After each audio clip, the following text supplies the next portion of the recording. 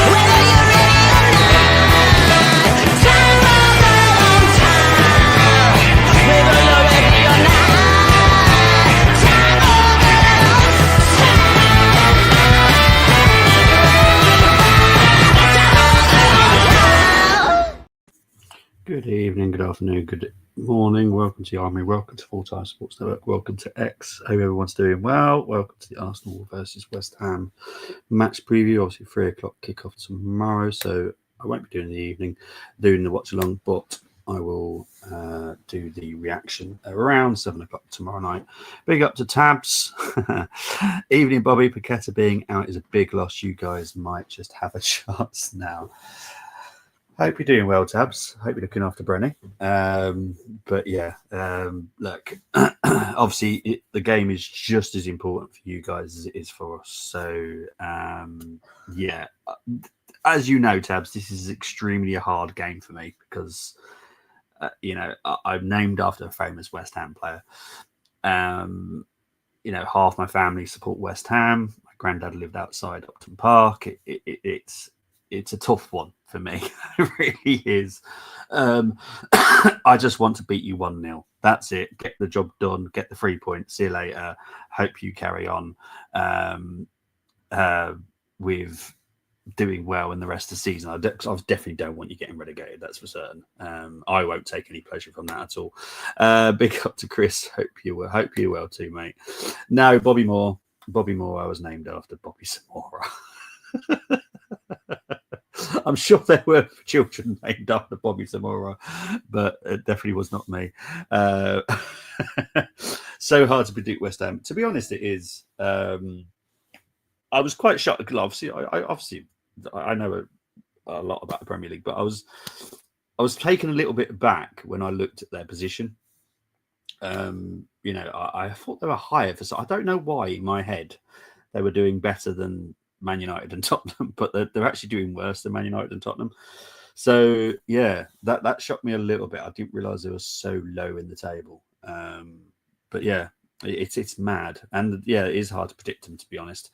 However, before we talk about the game, I do obviously have to talk about what happened earlier today, which was the Champions League draw. So this is the road to Munich 2025.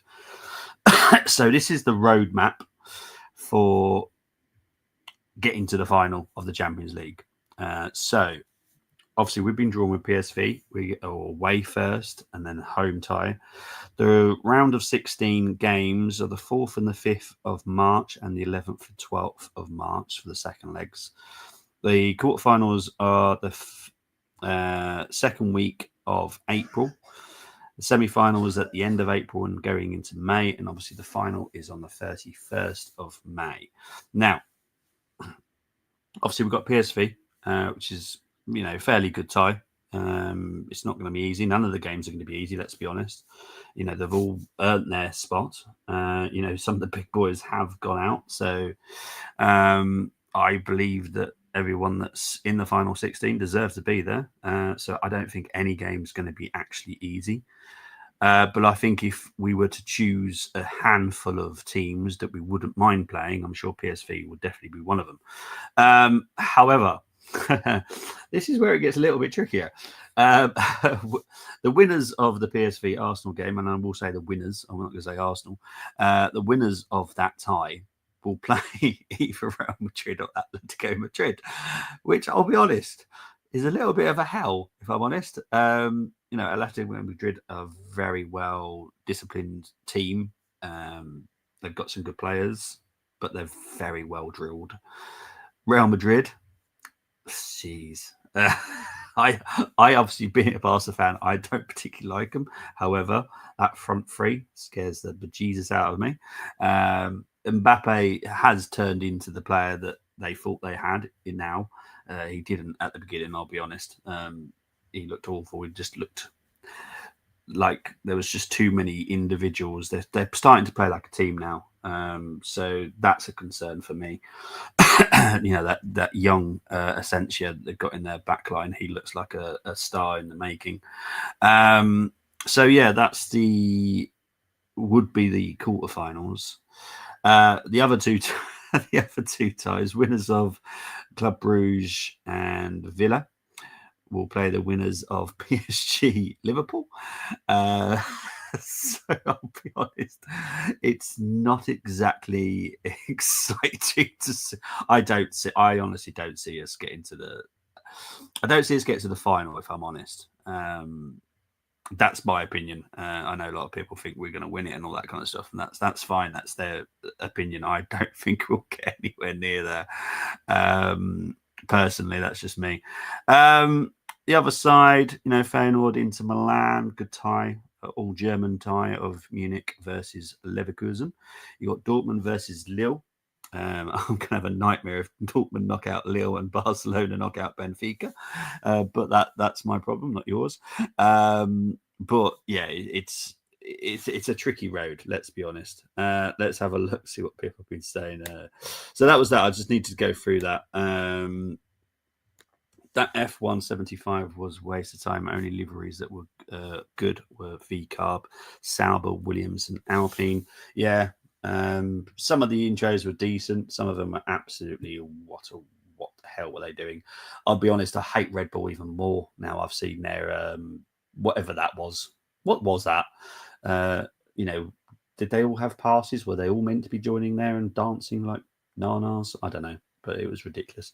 Liverpool fans complained about draw. I'm only one, not scared of PSG. I think PSG, I wouldn't say be scared of them, but I think with Mbappe leaving, they do seem to be a bit more of a force. And they did absolutely destroy Brest. And I'll be honest, Brest have been really, really good in the Champions League, and they absolutely destroyed them. Obviously, it still is Brest. I don't think they're doing that well in the league, but they're a team that's going to be interesting. I don't know. I have to see how the first leg goes. I'll be honest, but I don't know. PSG, I think without Mbappe, are more dangerous. I know it sounds weird, but they were pretty much a one-man team, really. Simeone and Arteta will be fun. Oh, yeah, when it would just be. I can't see Arsenal getting past quarters. You will beat PSV, but that's it. I agree. That's my opinion as well. And I think if we get through to the quarters, I don't think we get through the semis personally. Real Madrid versus Inter Milan final for me. Liverpool and Barca get to semis in my opinion. Red Bull did that intro and not change. It's bad, isn't it? PSG playing with freedom. I agree with that, but I fancy us. Second leg, yeah, I think that's what will help you. Obviously, you would have to probably go to Anfield like 3-goal deficit if you weren't to go through. But I think if your defence wake up and you don't make silly mistakes, which you have done in some games this season, you should be okay.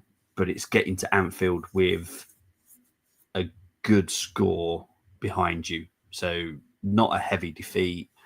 I think if you're 3-0 down, I think that could be a bit tricky for Liverpool, even at Anfield, because PSG aren't that weak. If I'm honest, they've got some really good players. So yeah, it's going to be an interesting one. I'm looking forward to it, to be fair. Right, let's get into the actual preview. So we've played West Ham 57 times since the start of the Premier League. Drawn 11, 37 Arsenal wins. Sorry, Tabs. 21 at home, 16 away. Just 9 West Ham wins, 3 at home, 6 away. They seem to like coming to us more than they like playing us at home, that's for certain.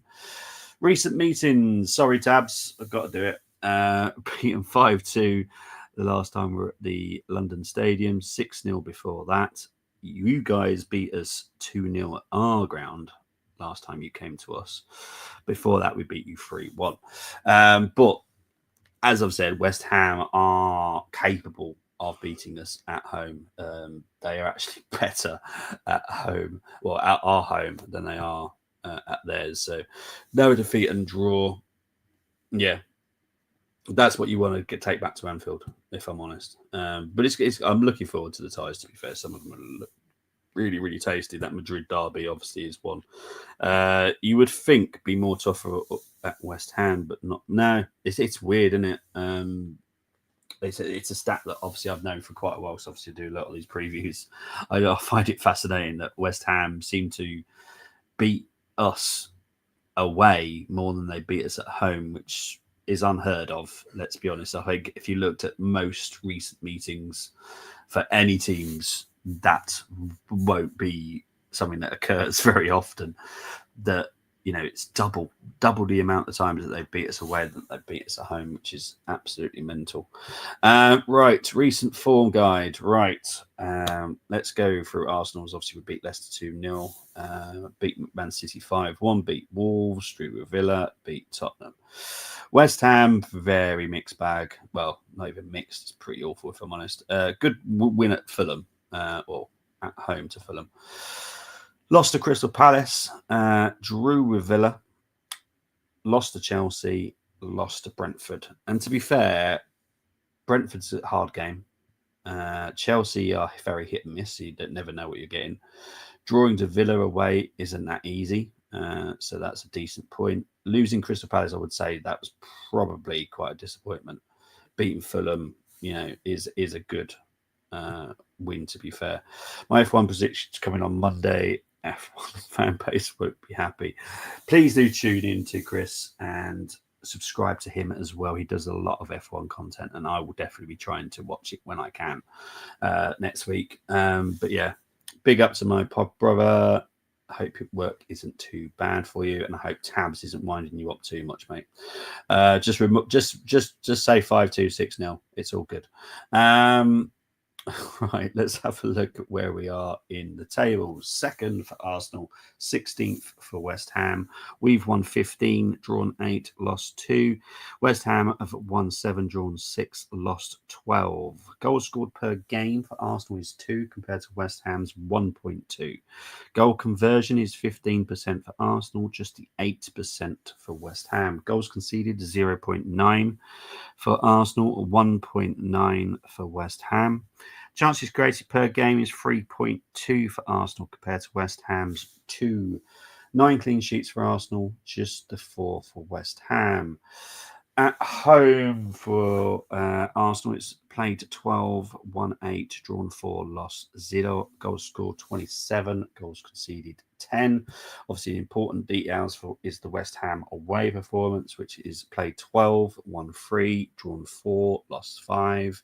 Goals scored 13, goals conceded 20. Now, style of plays. Average possession for Arsenal is 55% compared to West Ham's 47.1%. XG for Arsenal is 41.2 compared to XG of West Ham of 33.6. Shots on target per game for Arsenal is 5.1 compared to West Ham's 4.1. Accuracy in passes per game, this is 409 for Arsenal, 345.7 for West Ham. 82% passing accuracy to West Ham. Ham compared to Arsenal's 86. So you should get a quality game with passing. Actually, in long balls is 18 for Arsenal per game and 25.8 for West Ham. So you can see the style of play that West Ham do. Actually, in crosses is 4.4 for West Ham compared to Arsenal's 4.9. XG conceded, this is where it's huge difference. 21.6 for Arsenal, 43.9 for West Ham. Fouls per match is 11.2 for Arsenal, West Ham on 11.6. Goals. 51 for Arsenal, 37 from open play, 10 set pieces, 2 penalties and 2 own goals. For West Ham, it's only 29 goals, 18 from 8 open play, 6 set pieces, 1 free kick, 3 penalties and 1 own goal. They're quite... Yeah, it's a quite. Let's have a look, see what people are saying. Had a busy week doing videos, played final local darts league, missed out on title by one leg difference, lost 1 game, so I'm gutted, but humble, respectful. Also had job interview yesterday at Home Bargains, and oh Jesus. Well, hope you get it, mate. Awesome stuff. Smash interviews. Personally, no nerves at all. That's always good. My next dart tournament is around the corner in March, so my focus on that too. Well, good luck with that, mate, and keep us informed. Big up to Temi saying, evening, Bobby. Who do you have starting up front against the Hammers? Calafiori. You'll be interested to see what people have gone with, but there is no Calafiori up front, that's for certain. But it's going to be interesting to see what Arteta does tomorrow. We'll see. Right. Injury lists, not great for either team, if we're honest.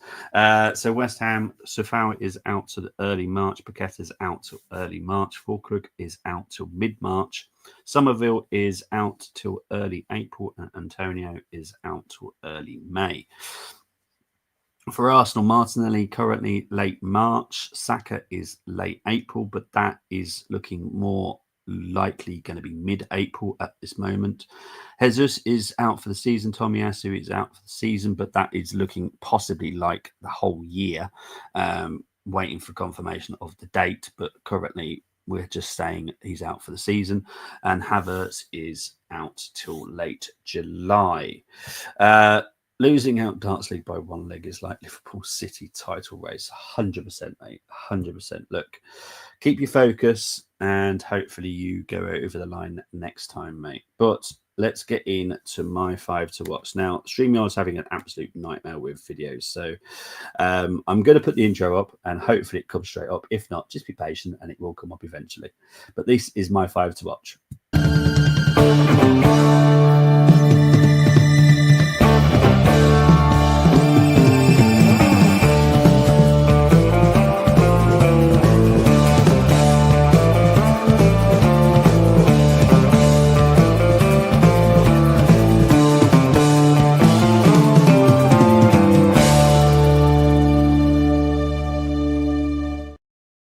Okay, we're going to start with Wan-Bissaka. Now, this was tricky because with some players out, obviously this is a little bit tricky for me.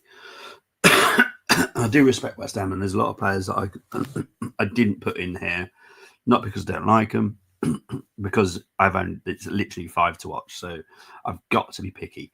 So Wan-Bissaka for me, I think he's just a very entertaining fullback. Defensively, a little bit suspect, but going forward, putting crosses in, I like him a lot. Max Kilman, yes, this might have something to do with it. He's from Wolves, but he hasn't had the greatest season when it comes from scoring, because he does normally get a few more than this. But he's still a danger from corners, and he's a very good defender as well. It does have a bit of an off day sometimes, but I think, to be fair, the whole West Ham have had that this season. They've just had an off season. Souček, I don't really need to talk about Souček. I think everyone knows why I put him in here. He's extremely good, hard-working midfielder. And he does like playing against us as well sometimes. So, yeah, Mohamed Kudus, I'll be surprised if he's in a West Ham shirt next season, if I'm honest. I'm sure he'll go somewhere else. I think there's a release clause in his contract, which I'm sure they may not trigger, but they'll definitely go up to a certain value. And I think Kudus will probably push for the move, and I'm sure he'll be off because I can't see Kudu in a West Ham shirt next season. If I'm honest, he's just sublime.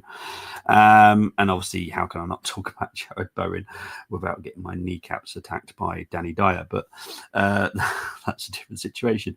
But no, Jared Bowen, again, I'll be surprised if he's in a West Ham shirt next season. I'm sure he's going to go elsewhere. But a lot of good money coming in as well, if I'm honest. Saka going to be hard one for you because it's still bad injury. One you can't rush him back for 100%. At the moment, the time frame is slightly behind Martinelli. Martinelli is due in the back of March. I think about 2 weeks maybe for Saka after that. My Arsenal injury pro 5 to watch wheelchair. What's this key Tommy Cafu 10? Very good 10. All these players were top players though. Well, I think it's just an off season. Look, a lot of clubs have had off seasons this year. Let's be honest. A lot of clubs have had off seasons. And I think this is West Ham's. And thankfully for them, there's teams out there that are worse, which I think will save West Ham. And they're just going to have to recruit very well in the summer. I think Graham Potter's the right man. And I'm sure he'll turn it around. But is Chris worried about Liverpool recent form? Asks Harris. Yes and no. It's the first time this season you see a jinx in arm. It's took till February. Liverpool will have next week off. No FA Cup for them. Yeah, same as Arsenal actually. So yeah, it's a good time to regroup, isn't it? So we'll wait and see. Look, the season's not over until the average size person sings. So I think it's way too early to even say that, you know. So I'm not even going to say if Liverpool don't win it, they haven't bottled it. It's just the way the season goes. You know, I've seen too many twists and turns over many, many seasons where I've never said anyone bottled it. It's just one of those. Bobby can quote me on this. I would say take 7-9 points in City. Villa, City, Newcastle games. We've got 1 point already, even though it should be 3 with chances we had. Chris has nothing to worry about, to be honest. We are just, that's also something that people have to bear in mind. We are very light up front. Saka won't be back till April. Martinelli's not back till late March. I still see that there's going to be some problem games that we slip up on. It's going to be. Look, I'm going to enjoy the rest of the season and see what happens. But I just don't see us winning it personally. Right, the battles. Thomas Souček against Thomas Partey.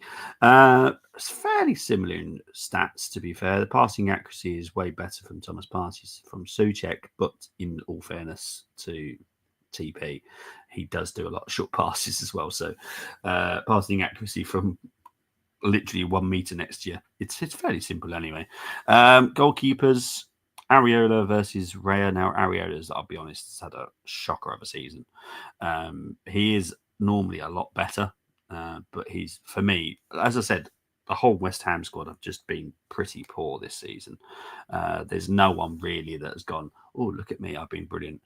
I don't think anyone can really say that this season at West Ham. They've had brilliant games, but they've not been brilliant all season, and that's their problem. You're not going to believe who. Look, I'll be honest. Trossard is joint top with Miguel Merino on 4, but I felt that the goal conversion rate should put Miguel Merino at the top. So that's where I've gone, because I think Trossard's on 11%, something like that. Miguel Merino's on 22% goal conversion rate. So, yeah, it's what it is. But in all fairness, Jared Bowen, who is West Ham's target man and main outlet, is only on 6. So, it's a weird one. And his goal conversion rate's only 11% as well. The Magic Makers, Declan Rice, obviously there are others above him, but they're all injured. So Declan Rice is the next one that's available. And Jared Bowen is on 4 assists. So you can just see where the problems are. It was going to going to happen where we go through. 100%, mate. I said when Champions League kicks back in both sides, Arsenal will struggle due to injuries they got, especially if Arsenal go further than us too. Yeah, there's still so much to play for, and I'll be honest, mate, I don't see us doing it. So, and that's not me just being negative. I just don't see us doing it. I think Liverpool have got enough just. But yeah, let's get into chosen lineups. These are some interesting ones, I'll be honest.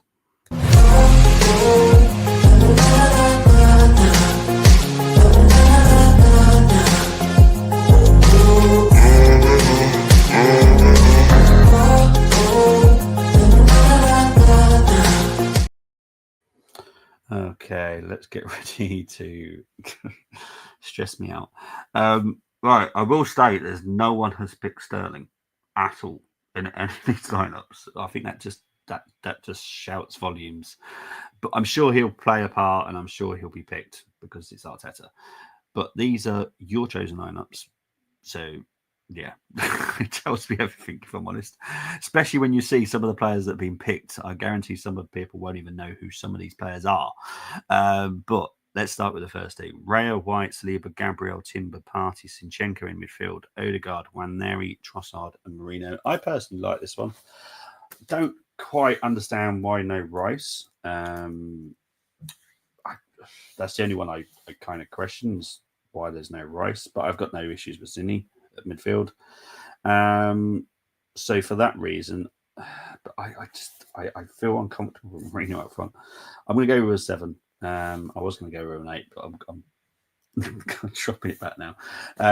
Next team: Raya, Timber, Saliba, Gabriel, Calafiori, Jorginho, Odegaard, Nwaneri, Butler, Oedeji, Trossard, and Anu.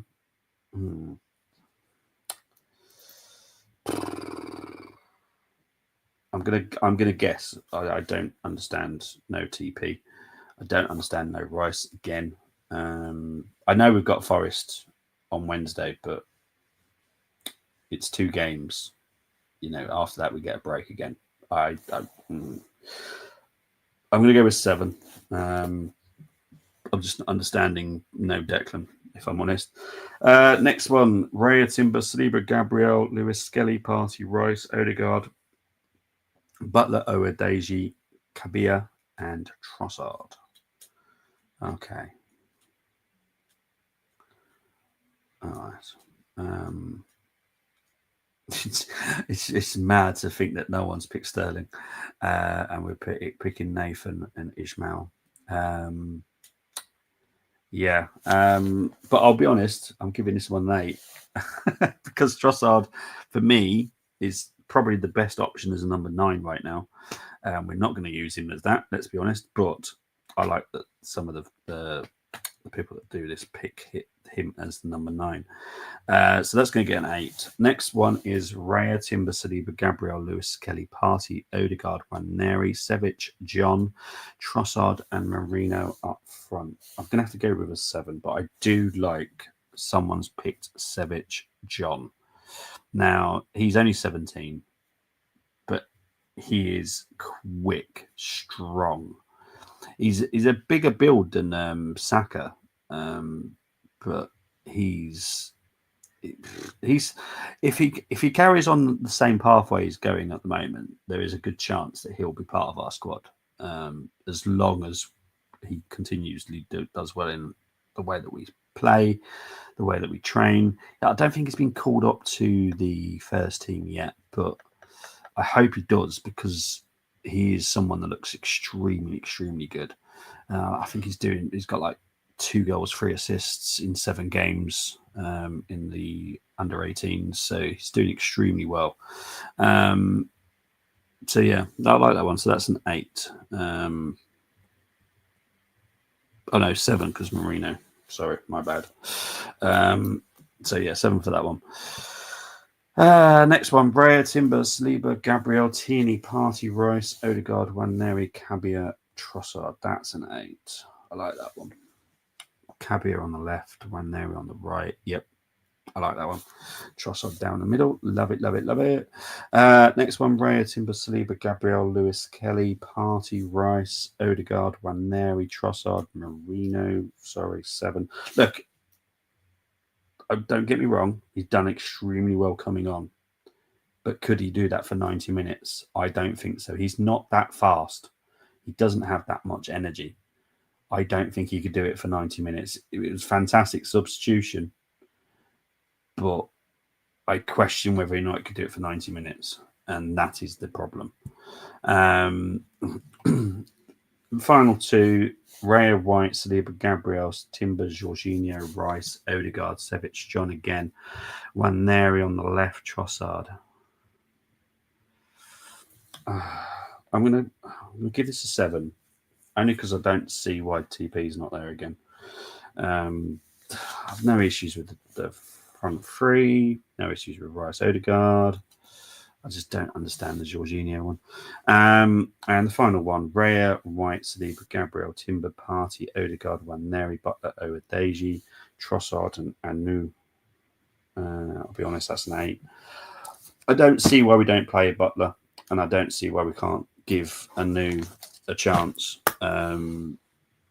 He has been part of our first team training now, Anu, so it's possible. It's possible.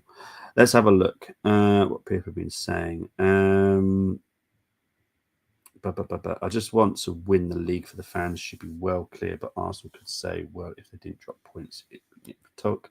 Haters making hard work. Temi has gone with Raya, Timber, Galiba, Calafiori, Rice, MLS, Odegaard, Waneri, Trossard, youth team attacker.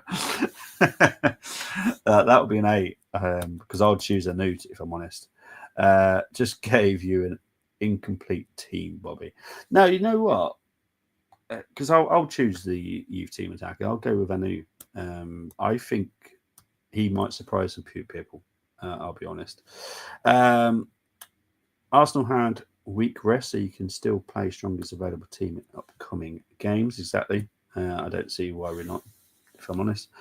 Chris has gone with Raya, White, Saliba, Gabriel, Timber, Party, Rice, Odegaard, Raneri, Trossard, Lewis. Get it? That's an 8 all day long. Alternative team, any lineup that has Sterling. God, hell no. I understand people will go Marino to reward him for 2 goals, but can he do it as a starter? I'm not sure. Also, can he keep making an impact on pitch or off bench? I'm not sure. 100%. No Sterling for me. Had enough chances. Yeah. I'm look, I wish him well when he goes back to Chelsea. I wish him no hate at all, but yeah, he's done for me. Can't be against giving youth chance even. No risk, more reward. Yeah, you can have Nunes. No thanks.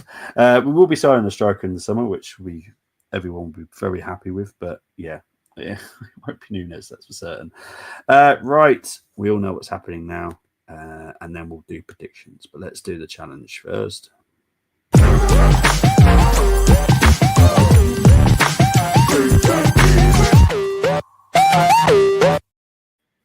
Okay, for people that have not played this before, this is how you play it. You choose 6 from the Arsenal, 5 from the opposition, no unavailable players. 1 defender, 1 midfielder, 1 forward from the opposition must be selected. Once you select a player, you cannot swap him. Formation of the home team is always selected, so it is Arsenal's formation, which is obviously a 4-3-3 with 1 DM, 2 midfielders, right wing, left wing, striker, blah, blah, blah. No former players, present squad only. So you are competing against 2 people. That is Alan and Danny. I'm going to do Danny's team first. So Danny has gone with Raya, Wan-Bissaka, Tierney, Kilman, Gabriel, Souček, Rice, Odegaard, Bowen, Kudu, and Trossard.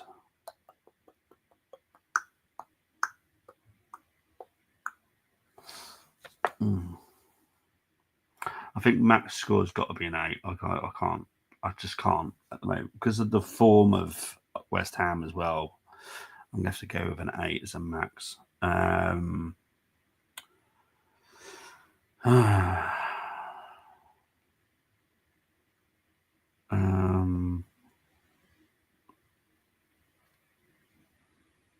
trying to think if that's a no. I think it is. Kilman, Gabriel. I just feel Kilman and Gabriel are very similar, aren't they, in the way that they play? But I'm going to give that an 8. It's a very lucky 8. Right. Alan has gone with Areola. No idea why. Wan-Bissaka, Lewis, Skelly, Saliba, Gabriel, Partey, Rice, Sola, Waneri, Kudu, and Bowen. 7. Because the Areola, no. Look, he's a good goalkeeper, but this season he's been really, really poor. So yeah, Nunes or Kelly, you can have both if you want both world class, trust me. I wonder what an alternative West Ham Arsenal challenge teams look like. Jesus Christ. I don't think I'd want to know, to be honest, mate. But just the way the West Ham are playing this season, I can't believe they're in 16th. The amount of money they've spent, the amount of money they have invested, they're not exactly got poor owners. They've got really good owners as well, and it's just been a horrendous mess. I know Tim is leaving at some point. Tim Steiden, who is their sporting director, so yeah, they definitely need to do a reset this summer. I hope they do, because obviously I'd like West Ham to do better than what they are. Chris going with Raya, Wan-Bissaka, Kilman, Gabriel, Timber, Souček, Rice, Kudu as number 10. Waneri, that's an 8 all day long, mate. That doesn't take me long to work that one out. I like that. Yeah, that's very good. Well done, Chris. Right, let's do your predictions. I don't know what to do. I'm going to go with 2-1 to the Arsenal. There you go. If you're watching this on playback, do please put your predictions in the comments and we will respond. Someone will. If you're watching on X as well, please do message G if you want to be part of the WhatsApp group, part of the shows, blah, blah, blah, blah. Message G. Obviously, you're all watching on G at the moment. So message G and he'll get you linked into the Army WhatsApp, and then once you're in the WhatsApp, you will then be available to do shows whenever the shows are out. If you want to join, you just go yes please, and I'll send you a link. It's as simple as that. So yeah, Chris is also going for a 2-1 to the Arsenal. Yeah.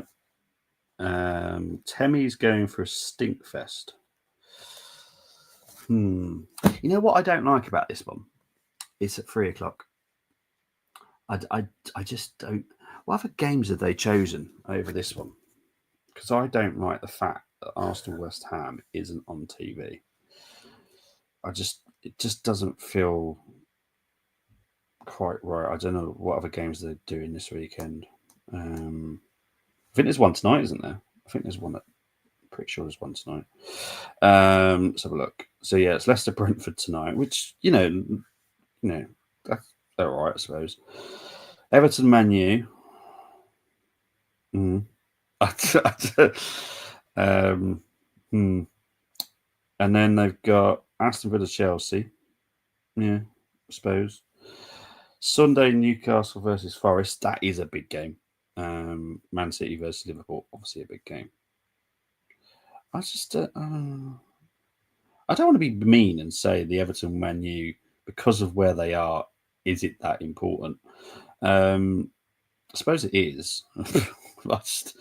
Yeah. Oh, so Aston Villa Chelsea, that's top 6, top 8 teams playing each other, I suppose. Fairly good.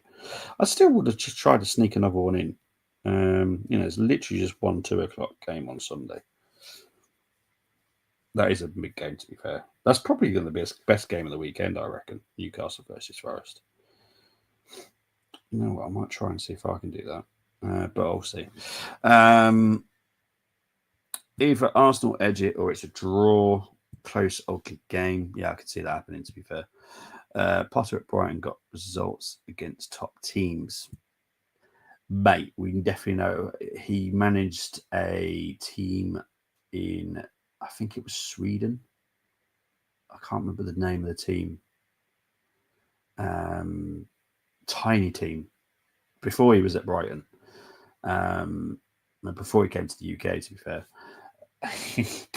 he got some really good results against us. That's the one, Östersunds. Thank you very much, Chris. I knew you'd know. But yeah, he's always. Oh, Temmie's got it as well. Well done, guys. But no, he's always got good points against us. So yeah, I can't say I'm looking forward to playing Graham Potter. I hate predicting. Yeah, when our squad is as thin as it is, it's extremely hard. If I'm honest, just don't want to give it a guard on at Anfield. 100% agree.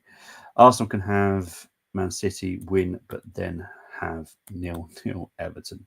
Exactly, which is why I don't get carried away when we defeat Man City 5-1, because I still remember the awful games against Everton, Fulham, and other games. Look, I'm not looking forward to Nottingham Forest next week either, I'll be honest. I think that's going to be a hard game. But that is it for this show. I will be back tomorrow at some point, probably 7 o'clock, 6:45 probably, for the match reaction, whatever happens at Arsenal West Ham. But yeah, enjoy the rest of your evening. Enjoy the games tomorrow. I will definitely see you very soon. But take care. Thank you all for joining in, and big up to the 100 people watching at the moment. Really do appreciate it. And I will definitely speak to you all soon. Take care. Bye-bye.